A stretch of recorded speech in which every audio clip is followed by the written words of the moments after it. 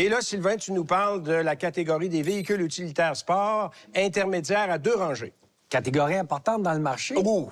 Et en 3e position, un véhicule GM. C'est assez rare, hein, dans nos podiums. Oui, tu viens de mettre la table pour le reste de l'émission. Mais c'est pleinement mérité. Oui. Chevrolet Blazer, hein, petit VUS qui a des très belles qualités, design réussi, aménagement intérieur, 2 choix de mécanique à favoriser le moteur V6 de 3,6 litres qui vraiment apporte une dimension plus intéressante au véhicule.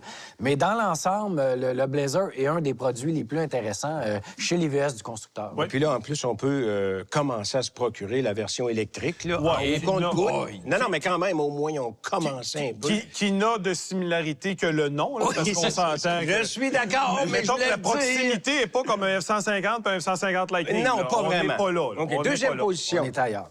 Subaru Outback, les gens qui recherchent un VUS, mais un peu plus d'apparence, avec les qualités d'une familiale, bien, on reconnaît le Outback, qui depuis des années est apprécié. Il y a des gens qui ne jurent que par le Outback. Ils achètent un après l'autre. après l'autre. Très haut taux de rétention des consommateurs du côté du Outback. Très, très haut. Pratique, rouage intégral efficace. Encore une fois, à favoriser le moteur un petit peu plus puissant, le moteur turbo, qui va rendre le véhicule un peu plus agréable, plus mais punché. une autre valeur sûre dans le segment. Bien sûr. Et multiplication des versions aussi. Pour le consommateur, c'est quand même intéressant. Là. Bon, il y a la question du design. On ne laissera pas Pierre partir là-dessus. Mais pourquoi tu y en as parlé? Il n'avait pas parlé jusqu'à présent. Juste le picosser un petit peu. Là. Mais il reste que c'est un véhicule qui a quand même des aptitudes hors route qui sont réelles et souvent supérieures à bien des véhicules qui sont proprement des VUS. C'est un peu surfait, là, quand même. Pas charrier, là. Disons La qu'ils ont- Wilderness, Pierre, tu peux t'aventurer Wilderness, assez loin en ouais, forêt. mais là. Écoute, ben, il faut être découragé pour acheter ça. Ben non. Regardez sur ses 4 roues, là, c'était peurant. Mais oui, Bon, c'est il y a- un bon véhicule. Je l'avais vu, Première je l'ai vu à ma position. partie.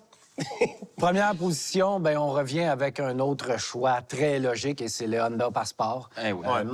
Modèle qui est pas très abordable, faut le dire d'entrée de jeu. Non. Prix supérieur à ses concurrents, mais qui a une bonne valeur, qui est efficace. Spacieux. Spacieux. Pas tuable.